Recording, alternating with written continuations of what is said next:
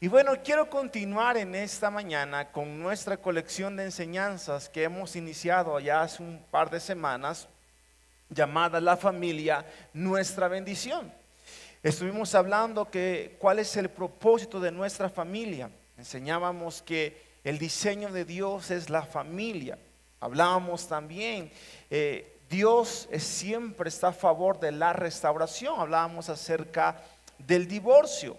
Posteriormente hablábamos acerca de la infidelidad, de la inmoralidad sexual y lo que hoy en día está destruyendo las familias. Sabemos que el enemigo está atacando a las familias porque él sabe que si las familias son destruidas, la sociedad es destruida. Y creo que ha sido un tiempo donde literalmente Dios nos ha hablado, Dios ha ministrado en nuestro corazón, pero también sobre todo Dios ha traído sabiduría.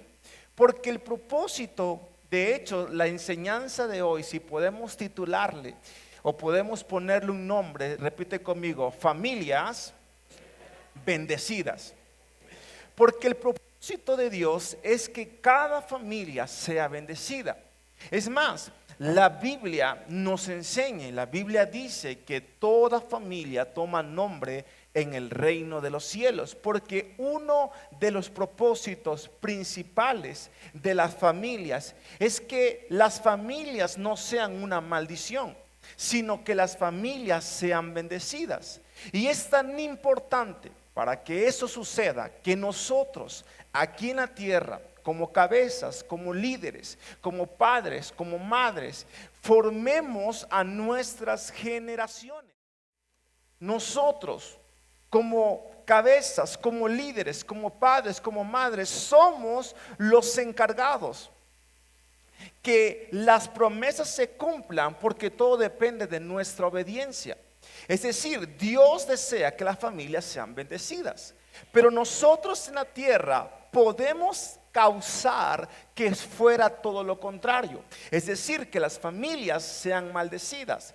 Aunque claro, Dios no está a favor de eso, pero nuestras decisiones, lo que nosotros decidimos aquí en la tierra, lo que nosotros hacemos aquí, es lo que nosotros vamos a heredar.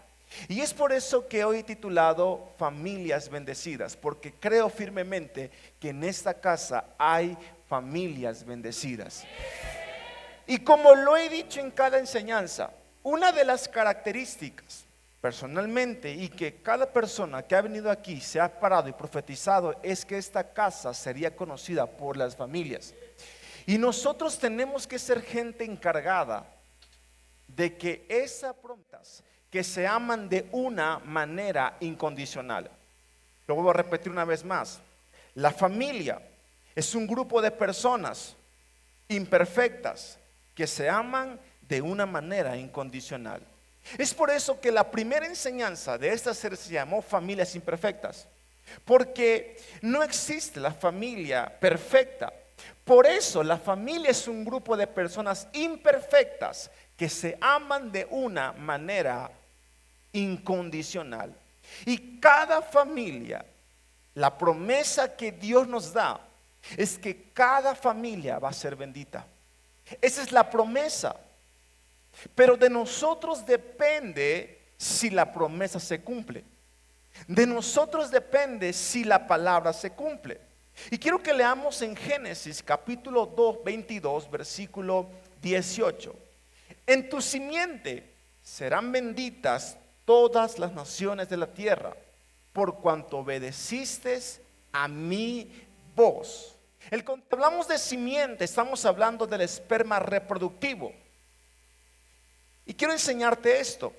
Esa es una promesa para Abraham que Dios le da. Pero Pablo nos enclarece lo siguiente. En Génesis, pues si pueden poner en Gálatas capítulo 3 versículo 16, dice: ahora bien, a Abraham fueron hechas las promesas. ¿Y a quién? A su simiente. No dice y a las simientes, como si hablase de muchos, sino como de uno. O sea que lo que leíamos en Génesis es la promesa para Abraham, pero lo que sigue es la promesa para nosotros. Y a tu simiente, la cual es Cristo. En otras palabras, somos bendecidos como familias en Cristo Jesús. No existe una bendición si Jesús no es nuestro fundamento. En Génesis Dios le dice a Abraham: tu familia va a ser bendecida, tu simiente, tu aparato reproductor, tu esperma va a ser bendecido. Pablo nos encarece y dice: esta promesa fue para Abraham, pero nosotros, nuestra simiente es Cristo Jesús. Por lo tanto, cada familia va a ser bendecida en Jesús. ¿Y por qué te menciono esto? Porque si Jesús no está y nosotros empezamos cerrando puertas cuando hacemos un pacto delante de Dios, y como que ahí se acaban los amenes. Vuelvo a repetirte, nosotros cerramos puertas cuando hacemos un pacto delante de Dios, porque el pacto trae bendición, el no ir hacia el mismo rumbo. Y veo mi vida y la vida de mi esposa, que una de las razones por la cual nosotros hemos sido bendecidos no es porque somos iguales, no es porque sea mi media naranja, es porque estamos unidos. Si la familia no está unida, no puede haber bendición. ¿Cómo andarán dos juntos si no se pusieran de acuerdo? Entonces, si pueden poner Génesis capítulo 2, versículo 4, dice lo siguiente: por tanto, dejará el hombre a su padre y a su madre, y se unirá a su mujer, y serán una sola carne. Me encanta, porque lo que en la traducción, lo que significa, dice por tanto, y cuando la Biblia habla dejará, significa transición. El hombre significa madurez, a su padre y a su madre, modelo de una familia completa, y se unirá ¿a quién? A su nueva familia, a su mujer, que es ¿qué? Y serán, que significa un proceso de aprendizaje, amistad y confianza. ¿Dos carnes? Una sola carne, que significa intimidad profunda entre dos personas. La familia va a ser bendecida cuando nosotros cumplamos Génesis capítulo 2 versículo 24. Y me encanta, porque todo se va a heredar. Y quiero ponerte el ejemplo de dos personas, dos parejas. Número uno, la primera, Zacarías e Elizabeth, conocida como los padres de ¿quién? De Juan el Bautista. José y María, conocido como los padres en la tierra de Jesús en la tierra. Y vemos la diferencia de dos herencias. Vayamos a Lucas capítulo 1 versículo 18 al 20. Dice lo siguiente: ese es el contexto del ángel. Escucha, el mismo ángel llamado Gabriel le está hablando, le habla a Zacarías y le habla a María. Mismo ángel, escena similar. Dice lo siguiente: ¿cómo podré estar seguro de esto?, preguntó Zacarías al ángel. Ya soy un anciano y mi esposa también es de edad avanzada. Yo soy Gabriel y estoy a las órdenes de Dios, le contestó el ángel. He sido enviado, para hablar contigo y darte estas buenas noticias. Pero como no creíste en mis palabras, las cuales se cumplirán a su debido tiempo, te vas a quedar ¿cómo? No podrás hablar hasta el día en que todo esto suceda. Contexto. Dice la Biblia que Zacarías e Elizabeth, padres de Juan el Bautista, eran de edad avanzada. Había tenido hijos a su vejez. Entonces, primeramente ponte a pensar: ¿cómo no voy a creer si Dios en mi pasado ya lo hizo? ¿Y por qué Zacarías dice que no va a ser posible? Porque es demasiado viejo. Entonces, literalmente por bocón, el ángel dice: bueno, por cuanto no creíste, te vas a quedar mudo. Por cuanto no creíste, no vas a poder hablar. Pero me encanta lo que sigue. Lucas capítulo 1, versículo 34. Dice lo siguiente: entonces María dijo al ángel: ¿cómo será esto? Pues no conozco varón. Respondió el ángel. Le dijo: el Espíritu Santo vendrá sobre ti, y el poder del Altísimo te cubrirá con su sombra. Por lo cual también el santo ser que nacerá será llamado Hijo de Dios. Y aquí tu parienta Elizabeth, ella también ha concebido un hijo en su vejez, y este es el 6º mes para ella, la que llamaban ¿cómo? Porque no hay nada imposible para Dios. Repite conmigo: no hay nada imposible para Dios. De la familia, de una problemática que se encontraba en la familia. Entonces, eso me enseña que si en tu familia ves las cosas complicadas, si en tu familia ves que nada sucede, el contexto original o la raíz donde dice no hay nada imposible para Dios, nace por un problema en la familia.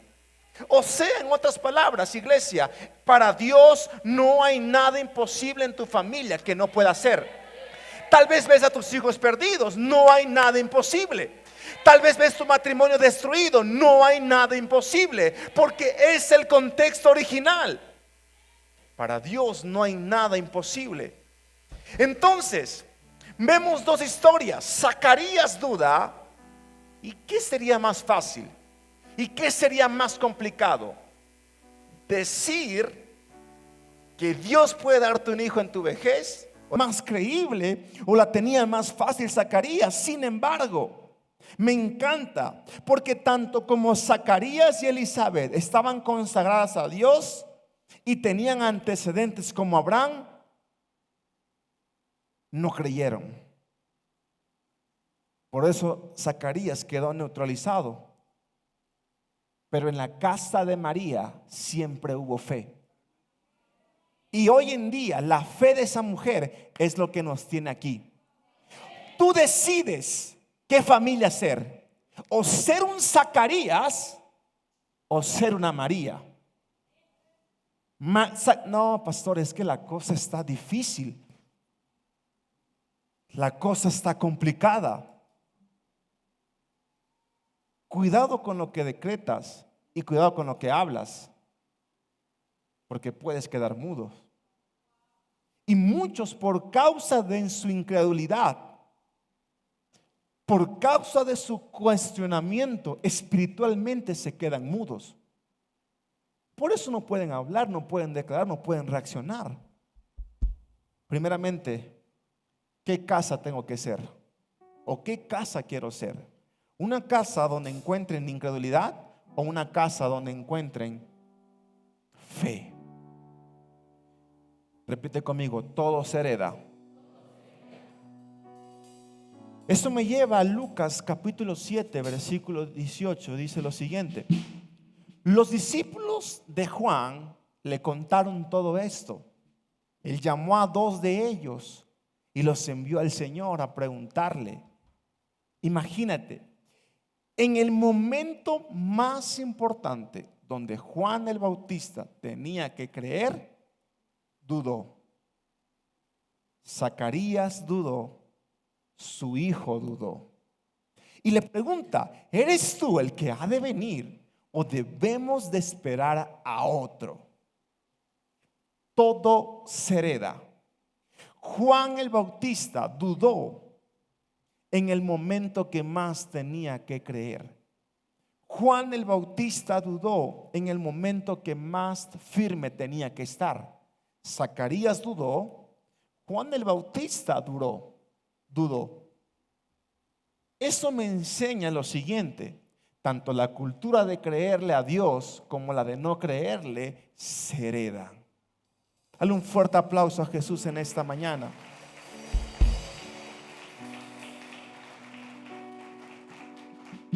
Estamos llamados a formar y a dar ejemplos. Vuelvo a repetirle: estamos llamados a formar y a dar ejemplo. Familia, estás llamada a formar y a dar ejemplo.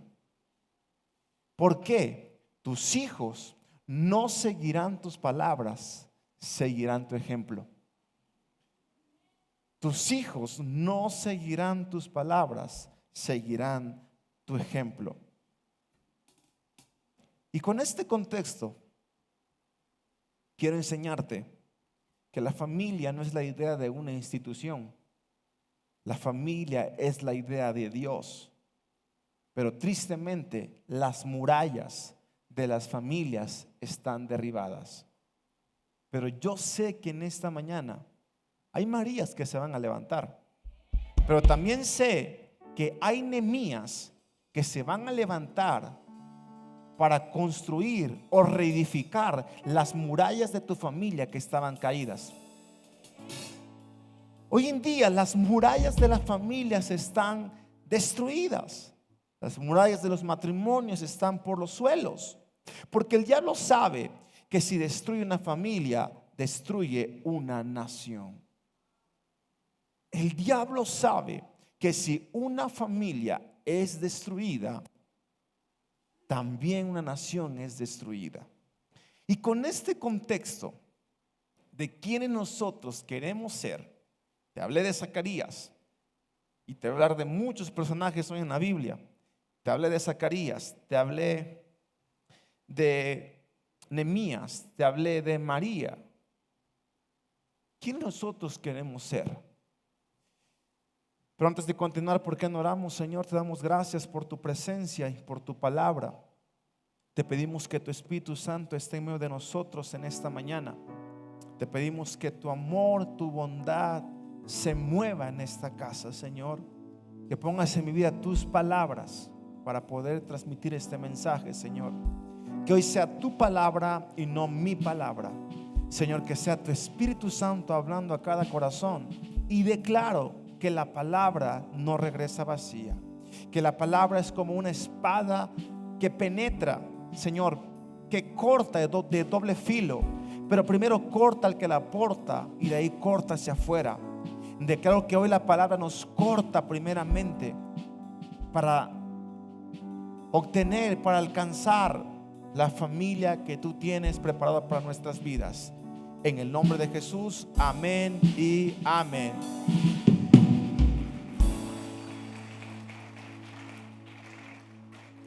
Entonces quiero entrar a la enseñanza en este día y quiero hablarte de una historia. Es más, de las historias más tristes que la Biblia habla, conocida como la historia de Elí. Para aquellos que no conocen a Elí, la Biblia dice que Elí primeramente es catalogado como uno de los peores reyes que existieron en aquel entonces. Elí era un rey, un sumo sacerdote. Entonces Elí entra en la categoría junto con Saúl de los peores reyes que han existido. Pero también es un claro ejemplo de lo que no se debe hacer como un sacerdote o como una cabeza de familia. Y quiero que vayamos a 1 de Samuel capítulo 2 versículo 30. Quiero leerte rápidamente la historia. Dice lo siguiente: por tanto, Jehová el Dios de Israel dice: yo había dicho que tu casa y la casa de tu padre andarían delante de mí perpetuamente. Vemos una promesa. Tú tienes promesas, pero es tu decisión aquí en la tierra. Es tu decisión aquí en la tierra o que se cumplan o no se cumplan. Le dice: por tanto, Jehová el Dios de Israel, yo había dicho que tu casa y la casa de tu padre andarían delante de mí perpetuamente. Mas ahora ha dicho Jehová: nunca yo tal haga, porque yo honraré a los que me honran, y los que me desprecian serán tenidos en poco. He aquí, vienen días en que cortaré tu brazo y el brazo de la casa de tu padre, de modo que no haya anciano en tu casa. Verás tu casa humillada, mientras Dios colma de bienes a Israel. Y en ningún tiempo habrá anciano en tu casa. El varón de los tuyos que yo no corte de mi altar será para consumir tus ojos y llenar tu alma de dolor. Y todos los nacidos en tu casa morirán en la edad viril. Y te será por señal esto que te acontecerá a tus dos hijos, Ofni y Fines. Ambos morirán en un día. Yo me suscitaré un sacerdote fiel que haga conforme a mi corazón y a mi alma. Y yo edificaré casa firme y andaré delante de mi ungido todos los días. Y el que hubiere quedado en tu casa vendrá a postrarse delante de él por una moneda de plata y un bocado de pan, diciéndole: te ruego que me agregues alguno de los misterios para que pueda comer un bocado de pan. El contexto de la historia es, primeramente, la Biblia dice que Elí era obeso. 2, Elí era ciego. Y la Biblia dice, probablemente Elí tenía diabetes. Pero la Biblia dice que los hijos de Elí, Ofni y Fines, eran de lo peor. Es decir, tenían el ministerio del coqueteo en la iglesia. Profanaban el altar. Prostituían. Ya le hablamos la semana pasada que la palabra prostitución significa inmoralidad sexual. Se deriva del griego pornoia. O sea, tenían mucha inmoralidad sexual. Y Elí era un sacerdote que nunca se levantó. Y esta historia en la Biblia es conocida como una historia triste. Pero hoy es una palabra de corrección y de advertencia. De corrección y de advertencia. Y Dios le da esta palabra a un hombre que había levantado como sacerdote, un hombre muy especial que además era un profeta, pero tenía un problema, que a pesar de tener autoridad en una nación, a pesar de ministrar en el altar, a pesar de ser un sacerdote, era un hombre que le faltaba firmeza en sus generaciones. Era un buen hombre. Era un hombre, era un profeta, era un sacerdote, era un hombre que Dios había ungido. O sea que eso me enseña que la unción te libera, pero no te forma. Eso me enseña entonces que no basta con tener una posición dentro de la iglesia y pensar que mis familias van a ser bendecidas. Por eso Elí era un gobernante, y seguramente Elí gobernaba bien la empresa. Elí gobernaba muy bien en su trabajo, y seguramente Elí gobernaba bien las finanzas. Pero en 1 de Samuel capítulo 2 versículo 12 dice: los hijos de Elí eran como. ¿Qué eran los hijos de Elí? Los hijos de Elí eran unos que no tomaban en cuenta al Señor. ¿Por qué? Porque Elí no formó, porque Elí no educó. Queremos formar a nuestros hijos de grande cuando los debimos de haber formado de chicos. No basta una posición, no basta un nombramiento, no basta una unción, porque la unción libera, pero no forma. La palabra es la que forma. Entonces Elí, veamos lo siguiente. Elí tenía tiempo para mentorear a Samuel. Él tenía tiempo para ser mediador. Él tenía tiempo para ser sacerdote. Pero Elí no tenía tiempo para su familia. Elí no tenía tiempo para su familia, porque no tenía firmezas en el hogar. Y ¿sabes algo, iglesia? Dios no busca buenas generaciones, Dios busca generaciones de Dios. Dios no busca buenas generaciones. Dios está buscando generaciones de Él. Pero iglesia, sin Dios no hay familias. Y no hay ministerio si no hay familias. Sin Dios no hay familias. Si no hay familias, no hay ministerios. Elí tenía un problema. Elí conocía a Dios, pero sus hijos eran perversos. Elí era un sacerdote, pero sus hijos prostituían el altar. Elí era un mentor para Samuel, pero sus hijos estaban perdidos.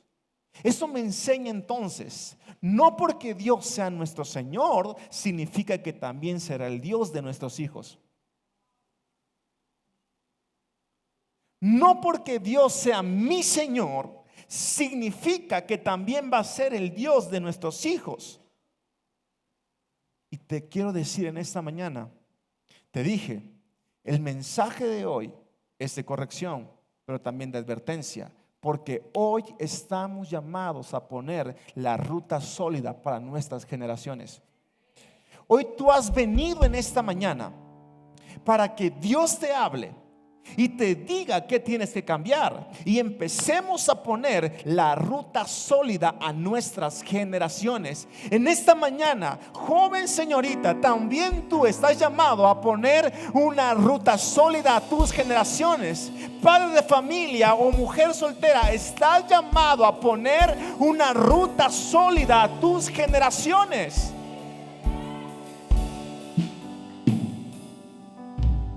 Llamados a poner rutas sólidas. ¿Por qué? No porque Dios sea mi Señor significa que también sea el Señor de nuestras generaciones. Pastor, yo no estoy de acuerdo con eso, porque Dios es fiel y toda familia toma nombre, sí, y eso es una promesa, pero tú tienes que accionar para activar la promesa. ¿Por qué? Veamos lo que en Jueces me dice. Jueces capítulo 2 habla de una historia y dice: y toda aquella generación también fue reunida a sus padres, y se levantó después de ellos otra generación que no conocía a Jehová ni la obra que él había hecho por Israel. La pregunta que yo te hago en esta mañana es: si hoy tú no estás, o si hoy el Señor te llama, ¿tus generaciones van a seguir a Jesús?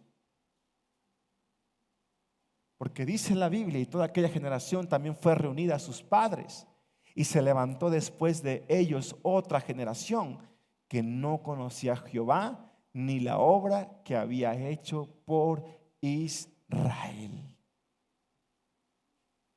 Elí es el perfil de un padre derrotado. Elí es el perfil de un padre que estaba derrotado. Veamos entonces cuál es el perfil de Elí. Número 1, Elí no tiene discernimiento. Un padre que está derrotado es un padre que no tiene discernimiento. Y el discernimiento, en palabras tan sencillas, significa ver entre lo bueno y lo malo, saber cuándo y saber cuándo no, saber cuándo sí y cuándo no se puede. Es poder distinguir entre lo que es bueno y lo que es correcto, porque muchos simplemente eligen lo bueno más no lo correcto. Y tristemente esa es la condición de la iglesia. Y perdón que me desvíe un poquito de la enseñanza y me desvíe de tantos personajes, pero la Biblia dice que en una ocasión Abraham iba con su sobrino Lot. Primeramente, Dios le dice a Abraham que no tiene que llevar a su familia, a ningún familiar, pero Abraham obedece a medias. Van camino de Harán a Canaán y llega un punto donde ellos iban ascendiendo y Dios le dice: te dije que no tenías que llevar a Lot. Y Abraham le da la oportunidad de poder escoger hacia qué camino, hacia qué tierra iba a ir. Primeramente, Lot no entendió la honra. La honra trae bendiciones. Porque el discernimiento te dice, oye Abraham, eres mi tío, a ti Dios te llamó. ¿Cómo yo voy a escoger primero si tú eres el que Dios ha llamado? No entendió honra, no entendió el poder de lo primero y de la honra. Es primeramente. Segundo, entonces dice Lot, bueno, ya no entendí la honra. Y yo imagino que Lot tenía un poco de ser mexicano, o sea, era gandaya. Y dice, pues voy a escoger lo mejor. Y agarró lo mejor, lo bueno. Repite conmigo, escogió lo bueno. ¿Y cómo se llamó lo bueno? ¿O cómo se llamó aquel lugar? Sodoma. ¿Y qué pasó en ese lugar? Se pervirtió, se prostituyó. ¿Qué hizo Dios? Fuego del cielo. Pero Dios tiene misericordia, envía un ángel y le dice, Lot, ya la regaste. O sea, porque tú puedes decir, pastor, pero es que yo llegué tarde a Cristo. Mis hijos ya están grandes y yo, pues, ¿cómo me hubiese gustado escuchar este mensaje antes? Tal vez no lo sabías a la primera, pero hoy ya lo sabes a la segunda. Envía un ángel para hablarle y decirle, Lot, tu familia tiene que salir de ahí. Entonces dice la Biblia que Lot escogió lo bueno, mas no lo correcto. Escogió lo bueno, lo más cómodo, pero no lo correcto para su familia. Porque vemos que en Sodoma y Gomorra es donde su familia se perdió. Su mujer se convirtió en una estatua de sal. Eso me enseña que discernir no es solo escoger entre lo bueno, sino es escoger lo correcto. Hay cosas, familia, que van a ser buenas para tu vida, pero no correctas para tu familia. Amén. Entonces, volviendo a la historia, Primera de Samuel 1:12 dice, mientras ella oraba largamente, y vemos que vamos a poner el contexto rápido. Habla la historia de Ana. Ana era una mujer estéril. ¿Y Ana en dónde estaba orando? En el templo. Pero también hay otra enseñanza ahí, y que Dios me está hablando mucho de eso. ¿Cómo se llamaba el marido de Ana? El Canán. O el Canoso, más mexicano, ¿no? El Canán. Ellos trabajaron en equipo. Repite conmigo, la familia es en equipo.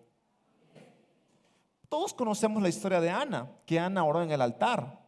¿Por quién? Por Samuel. Pero el Canán sembró. O sea, Ana oró, el Cana sembró. Equipo. Pero dice la Biblia que Elí, mientras ella oraba largamente delante de Jehová, Elí estaba observando la boca de ella. Pero Ana hablaba en su corazón y solamente se movían sus labios y su voz no se oía. Y Elí, ¿cómo la tomó este hombre? Por ebria. Entonces le dijo Elí, ¿hasta cuándo estarás ebria? Digiere tu vino. Y Ana le respondió diciendo, no, Señor mío, yo soy una mujer atribulada de espíritu, no he bebido vino ni sidra, sino que he derramado mi alma delante de Jehová. No tengas a tu sierva por una mujer impía, porque la magnitud de mis congojas y de mi aflicción he hablado hasta ahora. Elí respondió y dijo, imagínale, híjole, ya la regué. Ve en paz y el Dios de Israel te otorgue la petición que le has hecho. Vemos que Elí no tenía la capacidad de discernir, porque un padre derrotado, un padre que no deja herencia, no discierne.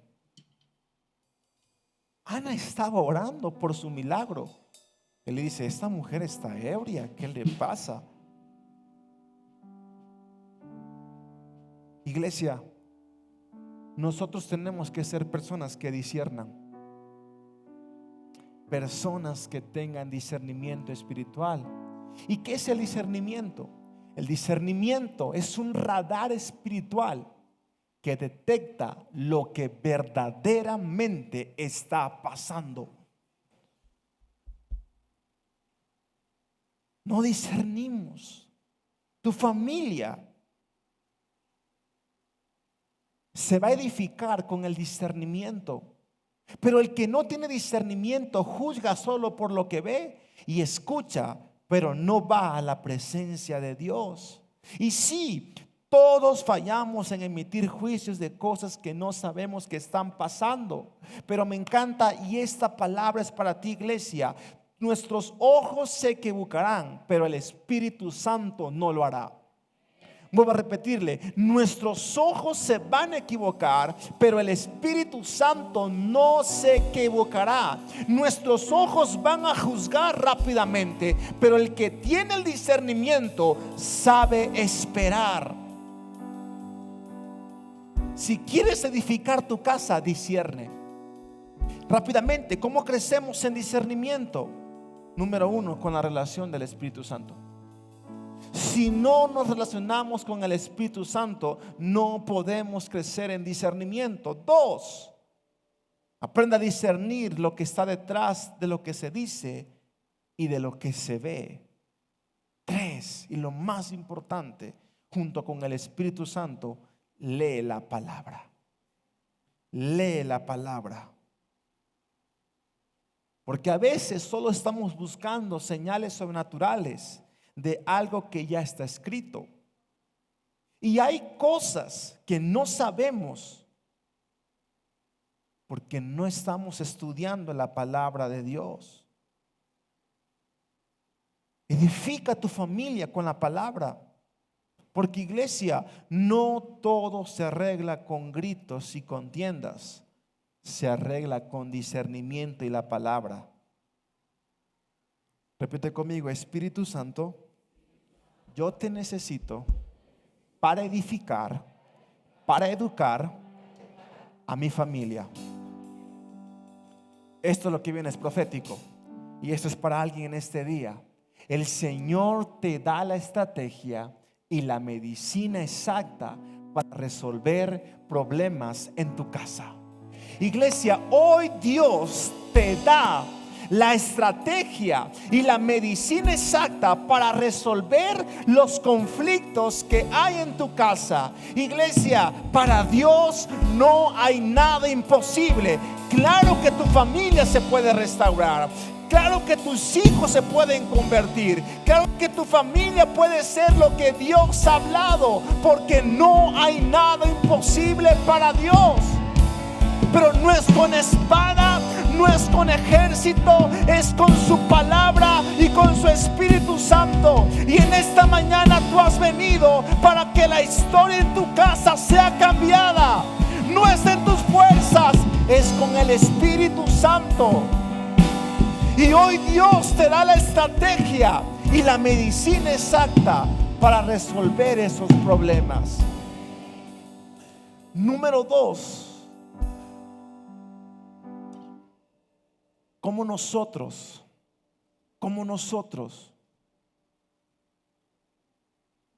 podemos edificar nuestra casa?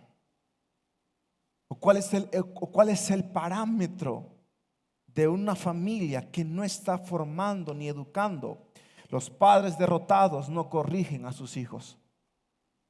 Primera de Samuel capítulo 2 versículo 22 dice lo siguiente: ahora bien, Elí era como muy viejo, pero Elí, dice la Biblia, estaba consciente de que sus hijos le hacían al pueblo de Israel. Elí lo sabía. ¿Cuántas cosas tú sabes que tus hijos están haciendo mal y no los corriges? No, voy a esperar que Dios les hable. Quiero enseñarte lo siguiente: hay un tiempo para esperar que las cosas sucedan, pero hay otro tiempo para hacer que las cosas sucedan. Y el tiempo que hoy estamos viviendo es el tiempo para hacer que las cosas sucedan. Tú no te puedes hacer el ciego ni el loco y decir, es que yo no me meto con ellos. Ese es el perfil de un padre que está derrotado. Tú no puedes, si tú y yo conocemos la palabra de Dios, no podemos emitir, no exhortar a nuestros hijos. ¿Sabes por qué? Porque Dios te va a pedir cuentas. En Ezequiel dice, si tú no amonestas al impío, el impío morirá por su maldad, pero su sangre te la voy a demandar. Si yo como pastor, y hay cosas, te he dicho, por ejemplo, cuando hablamos del divorcio, de la infidelidad, hay cosas que yo en mi humanidad no quisiera hablar, y para mí sería más fácil hablar de la fe, de que Dios va a hacer cosas grandes. Pero si yo no hablo lo que Dios me pone, Dios me va a pedir cuentas y me dirá, ¿por qué no exhortaste al pueblo que yo te di? Elí sabía. Y literalmente puedo confesarte algo. Y usted ha visto que en esta serie el mensaje ha sido un poco tajante, ha sido un poco confrontante, porque Dios me ha hablado literalmente que yo no puedo permitir ser un Elí en esta casa. Yo no puedo permitir saber la condición o el pecado de la gente y no exhortarlo, porque nos convertimos en un Elí. Entonces todo lo que tú no corriges te hace un Elí. Dice, pero estaba consciente de lo que sus hijos le hacían al pueblo de Israel. Por ejemplo, sabía que sus hijos seducían a las jóvenes que ayudaban a la entrada del tabernáculo. Hablamos la semana pasada que Él siempre va a ser un espíritu, pero nosotros como jóvenes tenemos que discernir jóvenes. Y no tengas el ministerio del coqueteo como lo tenían los hijos de Elí. Deje de andar de pingo. Por ejemplo, sabía que sus hijos seducían a las jóvenes que ayudaban a la entrada del tabernáculo. Elí les dijo, he oído lo que la gente dice acerca de las cosas perversas que ustedes hacen. ¿Por qué siguen pecando? Basta, hijos míos. Los comentarios que escucho del pueblo del Señor no son buenos. Si alguien peca contra otra persona, Dios puede mediar por el culpable, pero si alguien peca contra el Señor, ¿quién podrá interceder? Sin embargo, los hijos de Elí no hicieron caso a su padre, porque el Señor ya había decidido ¿qué? Quitarles la vida. No tenía la autoridad para poder corregir. No tenía la autoridad para poder corregir. Yo quiero decirte algo como padre. No importa que tus hijos sean unos burrotes en el buen sentido, o sea que ya están grandes, tú tienes y sigues teniendo la autoridad para corregirlos. Pastor, pero ya tiene 40, no importa, no seas un Elí. Entonces esto me enseña lo siguiente: cuando un adolescente no le hace caso a su papá, es porque cuando era niño no lo formó. No lo formó. Es el tiempo de formar. Es el tiempo de educar. Es el tiempo de trabajar con nuestras generaciones. Es el tiempo de corregir. ¿Y qué significa corregir? Corregir es enderezar. Corregir es enderezar lo que está mal. Y hay cosas que hoy el Espíritu Santo te está hablando que tienes que corregir. Es que yo no le quiero decir nada porque se enojan. Usted tiene que enseñar a sus hijos que también hay consecuencias. Pero mientras usted siga siendo un padre permisible, sus hijos no van a obedecer, no van a entender. Entonces corregir es enderezar. Se corrige con la voz. La Biblia dice, mis ovejas oyen mi voz. Pero también se corrige con la vara. Y cuando corregimos con la vara es quebrar para volver a los brazos. Pero claro, corregir no es amenazar. Porque hay cosas, iglesia, que no se resuelven con gritos. Hay cosas que no se van a resolver con amenazas. Por eso Colosenses capítulo 3, versículo 21 dice: padres, no esperen a sus hijos, no sean que se desanimen. Padres, no esperen a sus hijos, esperen a sus hijos, no sea que se desanimen. O sea, significa no corrijas con ira. No corrijas con ira. Porque cuando corriges con ira, maldices tus generaciones. No corrijas con ira, porque cuando corriges con ira, maldices, número uno, tus generaciones, pero dos, atas a tus generaciones con tus palabras. No, con ira no se corrige. Porque número uno, maldices, y dos, atas a tus generaciones con tus palabras. Se corrige con la voz, se corrige con la palabra, pero detrás de eso o delante está el Espíritu Santo. Pero ¿qué es lo que sucede? Usted tiene que poner límites. Aunque yo no soy un padre, soy un pastor. Y tengo una responsabilidad como si tuviera hijos. Porque yo voy a dar cuenta por todos ustedes. Y de mí depende lo que yo quiera enseñarle. De mí depende si tenerlo con pura lechita o darle alimento sólido. Por eso como pastor en este tiempo Dios me ha llamado a poner límites. ¿Sabes por qué? Porque el enemigo ha quitado los límites para que haya caos. Donde en una familia no hay límites, hay caos.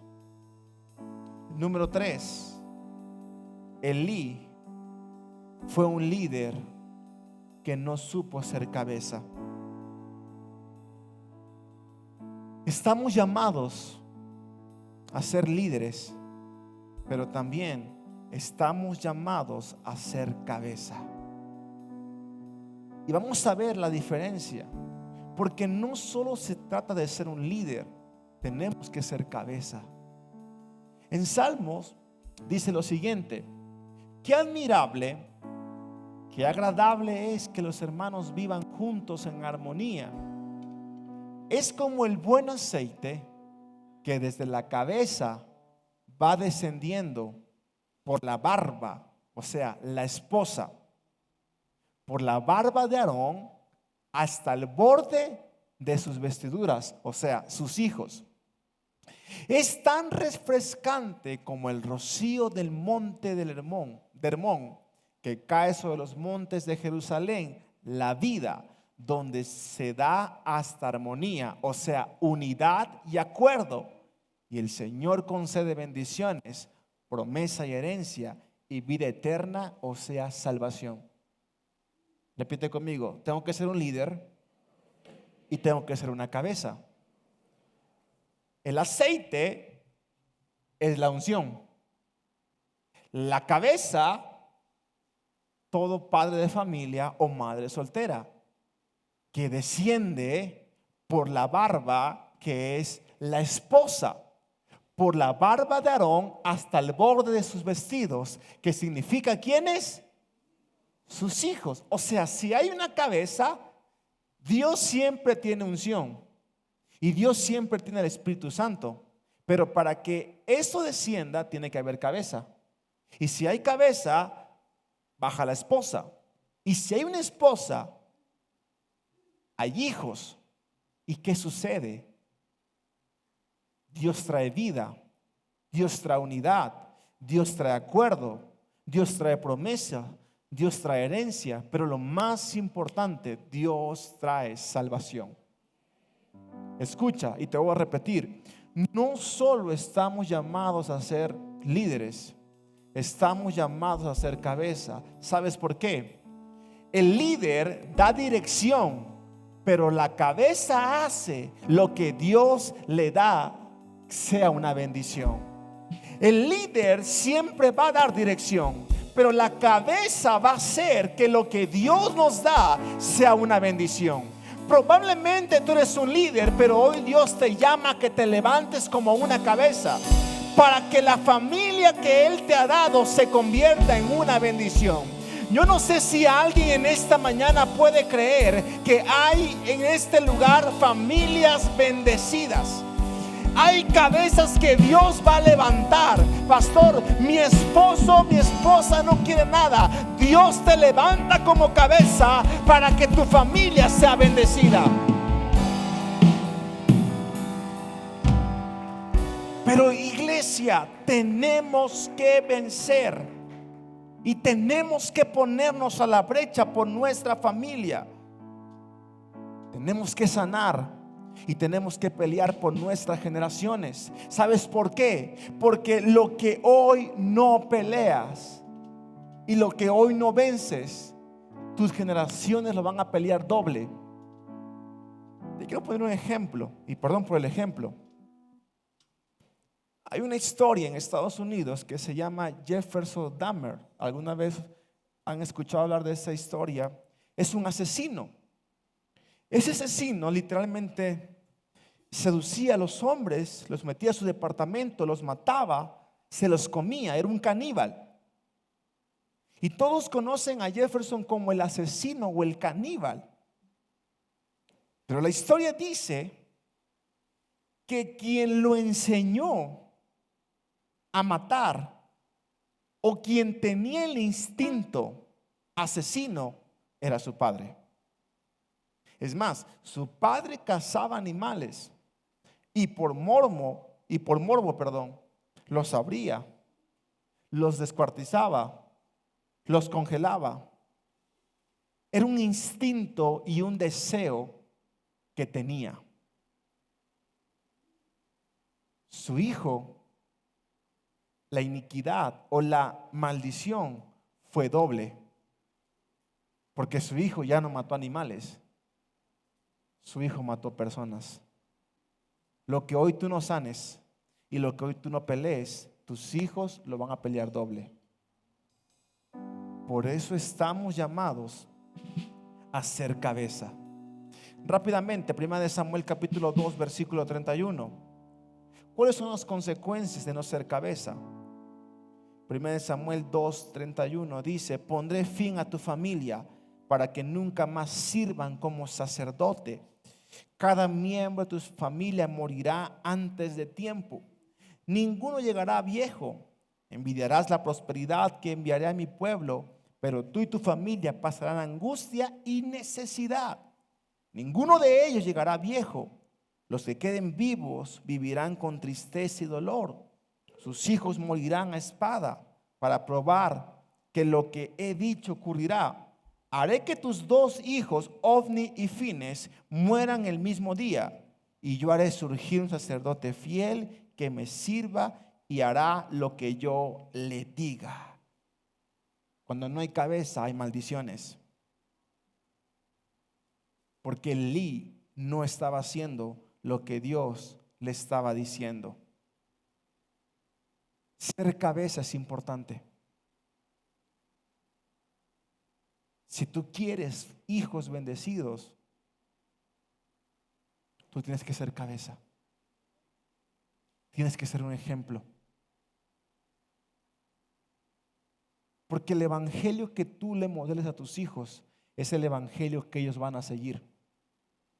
Si tú a tus hijos le dices o le modelas que el domingo es negociable y puedes faltar, tus hijos van a aprender ese evangelio. Si a tus hijos tú le modelas un evangelio donde no se ora, donde no se lee la Biblia, ese es el evangelio que van a tus hijos a seguir. Por lo tanto, eso me enseña que el pecado no nació con los hijos, nació en Elí. ¿Por qué? Porque no se levantaba como familia. Pero en esta mañana estamos llamados a traspasar la bendición que Dios nos ha dado.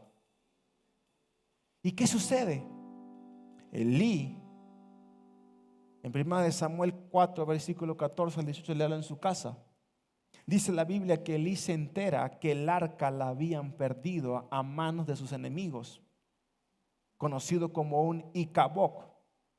Y la palabra Icabod significa la gloria ha sido traspasada. Y literalmente la Biblia dice que cuando Elí se entera que el arca de la presencia la habían perdido, ¿sabes qué sucedió? Se fue para atrás y murió desnucado. Porque cuando la cabeza no pasa aceite, literalmente se queda sin cabeza. Estamos llamados a dejar herencia, y herencia de bendición. Y escucha esto, y con esto quiero ir terminando en esta mañana. Herencia es lo que dejas a tus hijos. Legado es lo que dejas en tus hijos. Y debemos de dejar legado a nuestras generaciones. Estamos llamados a dejar legado y herencia. Por eso Deuteronomio capítulo 6 versículo 4 dice: escucha Israel, el Señor es nuestro Dios, solamente el Señor. Ama al Señor tu Dios con todo tu corazón, con toda tu alma y con todas tus.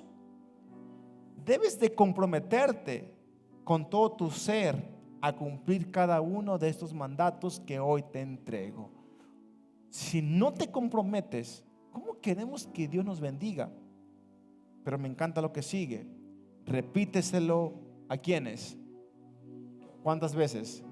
Una y otra vez. Dios dice, repítelo una y otra vez, porque sabe que la única manera de poder cambiar paradigmas y edificar familias es repetir sus mandatos y su palabra una y otra vez. Una y otra vez. Una y otra vez. Una cabeza es aquel que repite la palabra una y otra vez. Una cabeza es aquel que sus principios no son corrompidos sin importar lo que esté pasando. Una y otra vez. Ama a Dios con todo tu corazón, con todas tus fuerzas, y comprométete. Comprométete ¿a qué? A que mi familia sea bendecida, a que mi familia busque a Dios, a que mi familia se congregue, a que mi familia sirva, a que mi familia lea la palabra de Dios. Es una mañana donde Dios nos lleva a comprometernos con nuestra casa. Y si tú te comprometes y cumples su palabra, mi casa y yo serviremos a Jehová. Josué se levanta y le dice: si ustedes quieren, sirvan a otros dioses, pero mi casa y yo serviremos a Jehová. ¿Alguien lo cree conmigo en esta mañana? Es una mañana para hacer una transferencia generacional de bendiciones. Es complicado, sí. Es difícil, sí. Vemos la cosa oscura, sí. Todo se está acabando, sí. Pero para Dios no hay nada imposible. ¿No me escuchaste? Para Dios no hay nada imposible. Y así como el ángel Gabriel vino y le dijo a Zacarías: para Dios no hay imposible, así Dios te dice en esta mañana: no hay nada imposible para tu familia, para tus hijos. Tus hijos volverán a casa. Tu familia se va a restaurar, porque no hay nada imposible. ¿Por qué no te volteas con la dile: no hay nada imposible? Escucha, el legado es hoy, no mañana. El legado es hoy, no mañana. Pastor, yo cuando ya esté a punto de fallecer, voy a dejar mi legado. No, el legado es hoy. Día de lado, el legado es hoy. El legado es hoy. ¿Qué legado estás dejando? Y no te estoy hablando de una herencia hoy financiera. Eso es bueno. Y qué bueno, gloria a Dios. Es bíblico también. Dejar herencia, súper bíblico, es dejar cosas materiales. No estoy en contra de eso, pero lo más importante es la herencia que tú dejas espiritual. Escucha lo siguiente: la vida no se trata de lo que compramos, sino de lo que construimos. No se trata de lo que conseguimos, sino de lo que compartimos. No se trata del éxito, sino del legado. Del legado. Herencia y legado están relacionados, pero son diferentes. Herencia es una porción asignada, algo que recibe el heredero, algo que se recibe por ley o linaje de sangre. Esa es la herencia. El legado es delegar. Legado es una asignación o una misión que se sigue haciendo después de no estar. Repite conmigo: voy a dejar herencia, voy a dejar legado. Porque dejar legado es pensar en las próximas generaciones. Tenemos promesas, pero también tenemos legado. La herencia son los beneficios, el legado es la misión. Herencia es el beneficio, el legado es la bendición. Y cuando tú no dejas herencia y legado, ¿sabes qué sucede? Tus generaciones se pierden. Leíamos en Jueces: y toda aquella generación fue reunida y se levantó después otra que no conocía a Jehová. Tenemos la misión en este día de poder dejar una herencia, pero también poder dejar un legado. Y tengo una pregunta que tiene que confrontarte hoy. Si hoy tú no estás, ¿tus generaciones van a seguir? Porque tu legado no se construye cuando estás a punto del retiro. Tu legado se construye hoy. Hoy se construye el legado. Tu legado no se construye cuando estás a punto de morir. Se construye desde ahora. Porque el legado se activa no cuando ya no estás. Se activa desde ahora. Desde ahora. Repite conmigo: voy a dejar legado. Repite conmigo: mis hijos van a terminar lo que yo comencé. Dale un fuerte aplauso a Jesús.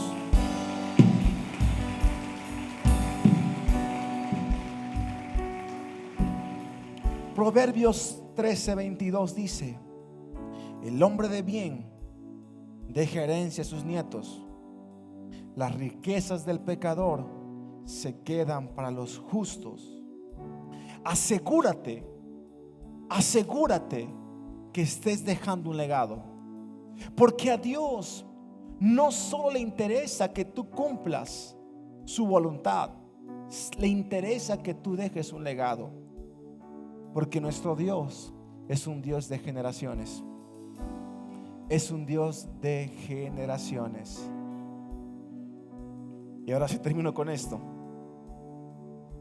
Primera generación, Dios la inicia. Segunda generación, Dios la corrige.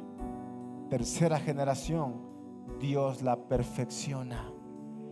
Muchos están iniciando, son los primeros. Muchos somos los primeros a ser cristianos en nuestra familia. Estamos iniciando. Nuestros hijos los va a corregir. Nuestros nietos van a ser perfeccionados. Tu familia va a ser bendecida. Tu familia va a ser bendecida. Vuelvo a repetirte: no hay nada imposible para Dios. Si tú en esta mañana lo crees y me dices: mi familia va a ser bendecida. Hoy me levanto como cabeza. Hoy no solamente voy a ser un líder en mi casa, sino voy a ser una cabeza. Levanta tus manos en alto y repite conmigo: Señor Jesús, voy a dejar herencia y legado. Dile: Señor Jesús, todo espíritu de Elí que ha venido a mi vida para no ser cabeza, se va de mi vida. Vamos, y renuncia en esta mañana a todo espíritu de Elí. Renuncia a todo espíritu que te ha llevado a no ser cabeza, a no levantarte. Vamos, empieza a renunciar, iglesia. No hay nada imposible. Renuncia.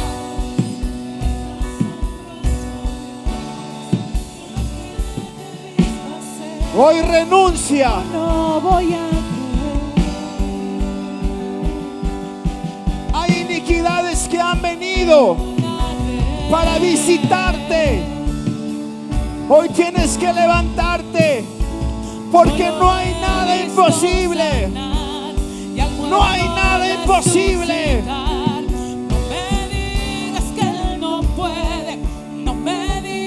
Vamos, renuncia a todo espíritu de Elí.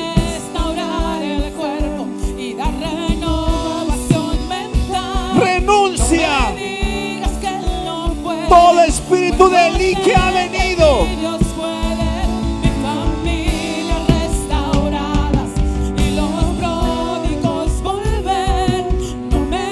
No hay nada imposible. No hay nada imposible.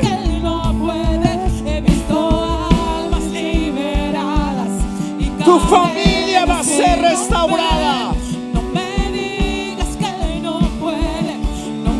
Todo espíritu de Elí,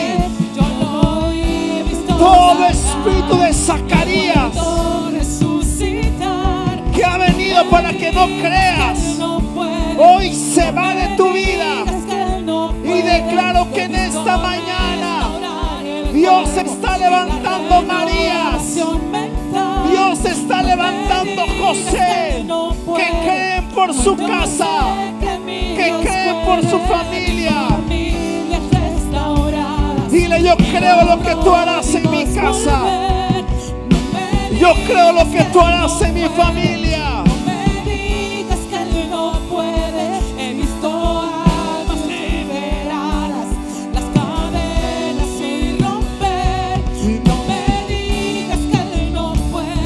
Así es.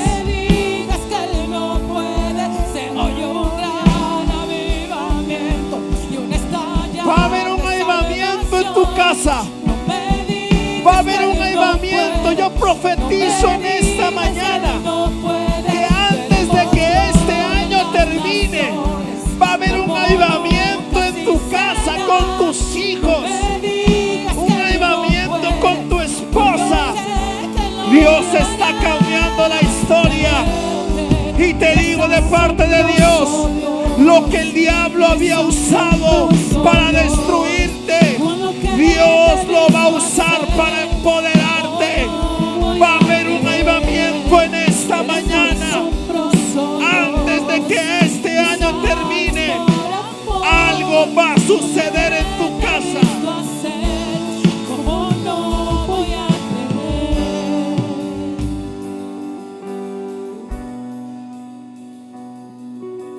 Repite conmigo: Padre Celestial, para ti no hay nada imposible.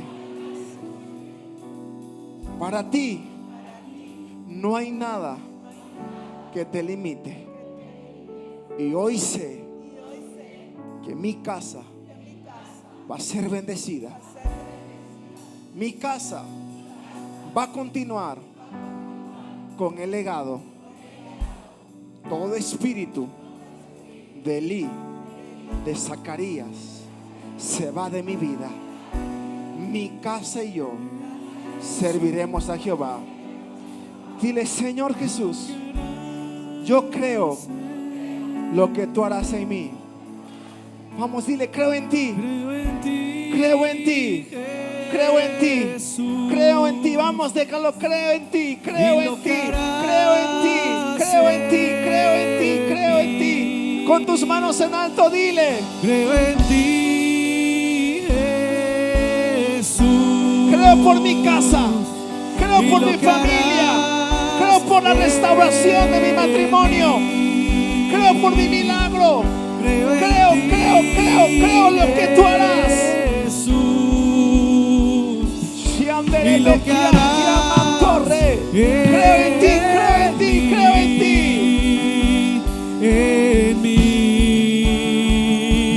En mí, recibe toda la gloria, recibe toda la honra. Dile: Precioso Hijo de Dios, recibe toda. Glorifica a Dios. Recibe toda la honra. Glorifica porque ya fue hecho. Habla lo que no es como si ya fuera. Creo en ti, Jesús. Así es. Y lo que harás en mí. Así es, Jesús. Creo en ti. Creemos que esta casa, Jesús. creemos la promesa, Y lo que creemos la harás profecía, en mí. creemos lo que tú harás en nuestra familia, en nuestra vida. Recibe toda la gloria, recibe toda la honra. Precioso Hijo de Dios, recibe toda la gloria. Vamos, dile: Recibe toda la honra. Precioso Hijo de Dios. Así es, Señor. Recibe toda la gloria. Recibe toda la honra. Eso es profético. Eso es profético. Eso es para tu casa. Eso es para tu familia. Eso es para tus hijos. Esto es profético. Esto es profético. Porque para Dios no hay nada imposible. Recibe toda la gloria. Precioso Hijo de Dios, recibe toda. Vamos, sígale.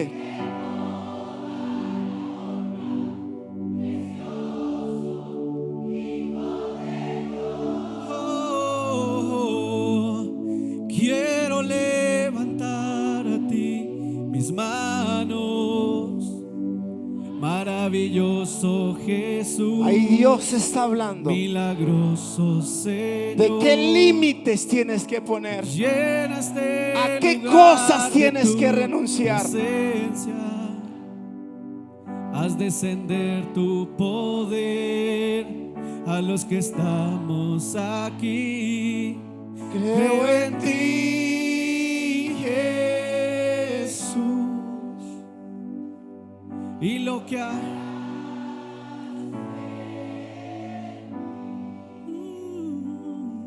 creo en ti, Jesús, Lo que harás en mi familia, y lo que harás, lo que harás en mis hijos, en mi familia, lo que harás en mis generaciones. en mí, recibe.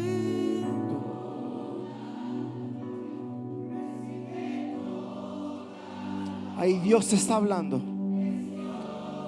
Permite que Dios te hable. Su presencia está en este lugar.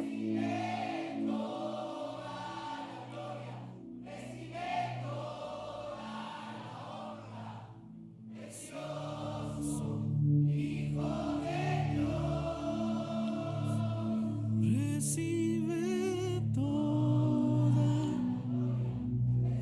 Hay cosas que en esta mañana tienes que renunciar. Hay decretos que tú has hecho en tu familia que hoy tienes que cancelar. Hay ataduras que tú has hecho con tus palabras que hoy tienes que romper. Vamos, empieza a cancelar esos decretos, esas maldiciones. Hay gente en este lugar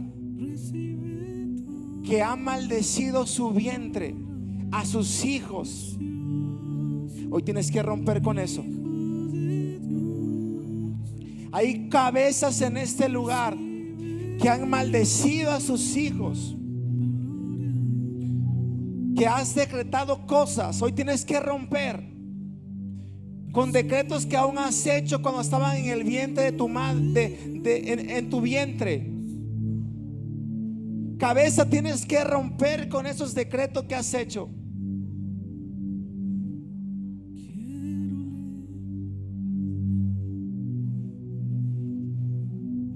Vamos, empieza a romper. Esto es lo que el Espíritu Santo me lleva. No podemos querer o levantar un legado si estamos decretando. Hay esposos que tienen que pedirle perdón a su esposa hoy en este día por decretos que has hecho. Hay sanidad en este lugar, porque donde hay confesión hay sanidad. Algo está cayendo aquí. Su gloria está en este lugar y su presencia está aquí. Fuerte sobre mí. Renuncia a esos decretos. Mis manos levantaré. Y Bendice tu gloria casa donde tú estás. tocaré. Bendice tu familia. Algo está cayendo aquí. Si es Jesús. Es tan fuerte sobre mí. Mis manos levantaré. Renuncia hoy. Y tu gloria tocaré. Si tú eres un joven y has caído en deshonra a tus Y padres, está cayendo. pídele perdón a Dios. Y si tus padres están acá, pídele perdón a Él. Gloria sobre Porque el hijo pródigo dijo: he pecado contra Dios y contra mi padre. sanando heridas, levantando al caído. Su gloria está aquí. Dile: Y está cayendo.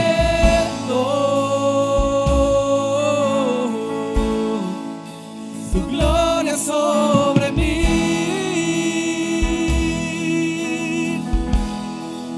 Sanando heridas, levantando al caído. así es. Su gloria está aquí. Oh, y está cayendo. Su gloria sobre mí.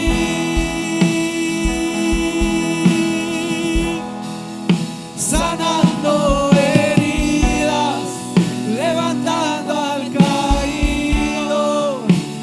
Gloria está Padre, en el nombre de aquí. Jesús, declaro lo que tu palabra dice: toda familia toma nombre en el reino de los cielos. Y declaro que cada familia representada en esta casa toma nombre en el reino de los cielos. Declaro, Señor, que cada persona se levanta y que todo espíritu de Elí que quiera venir en este tiempo, ellos pueden discernir. Se levantan las familias, se levantan los matrimonios. Y así como Josué dijo: mi casa y yo serviremos a Jehová. Así lo creemos en el nombre de Jesús. Amén y amén. Dale un fuerte aplauso a Jesús. Voltéate con la persona que tiene esta edad y dile: mi casa y yo serviremos a Jehová. puedes tomar tu lugar en esta mañana. Y antes de terminar nuestro servicio, queremos honrar a Dios con nuestras finanzas, con nuestra generosidad. La Biblia dice que no demos por tristeza ni por necesidad, porque Dios ama al dador alegre.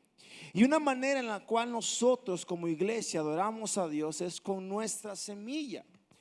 Quiero enseñarte que Dios no ve la cantidad que nosotros damos, Dios ve el corazón con que nosotros lo damos. Así que en esta mañana, con esa revelación o ese entendimiento, vamos a honrar a Dios con nuestras ofrendas, nuestros diezmos. Si tienes alguna primicia, algún pacto, levanta tu mano. En la parte de adelante tienes un sobre, ahí puedes recoger tu sobre para honrar a Dios, y vamos a honrarlo con nuestras finanzas. Si tú necesitas algún sobre más, puedes levantar tu mano, y en la parte de atrás tenemos el clic. Si usted lo quiere hacer con su tarjeta, puede hacer. Prepare su ofrenda, su diezmo en este día. Son tus palabras, es tu amor, y cuán glorioso eres, Jesús, es tu poder. Fue tu cruz la que me salvó y me rescató. Un momento allí nos dio libertad. Yo te doy gloria, gloria. Yo te doy gloria, gloria. Yo te doy gloria, gloria. A ti, Jesús. Yo te doy gloria, gloria. Yo te doy gloria, gloria. Yo te doy. Puede venir a dejar sus ofrendas, su diezmo. A ti, Jesús, y cuán hermoso eres, Jesús. Son tus palabras, es tu amor, y cuán glorioso eres, Jesús. Es tu poder. Fue tu cruz la que me salvó y me rescató. Un momento allí nos dio libertad. Y pronto se pone de pie para que Yo te doy adoremos, gloria, alabemos este gloria. día. Dile: Yo te doy